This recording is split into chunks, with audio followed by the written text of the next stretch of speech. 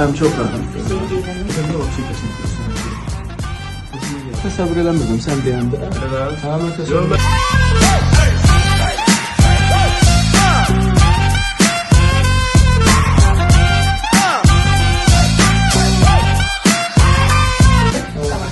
Ha, yürüyüş her gün sahip ediyorum.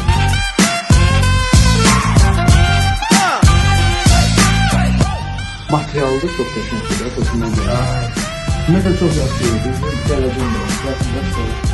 Tüm mağazalara gel.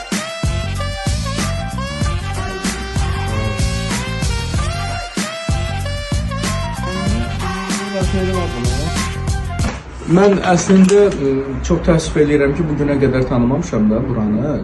Çox bəyəndim, çox zövqlü və ən əsası keyfiyyətli məhsullar var burada, mallar var. Və düşünürəm ki, buranın daimi müştərilərindən biri də mən olacağam. Çünki çox zövqümə, ruhuma yaxın oldu. Biz də. Çantaları indi görmüşəm.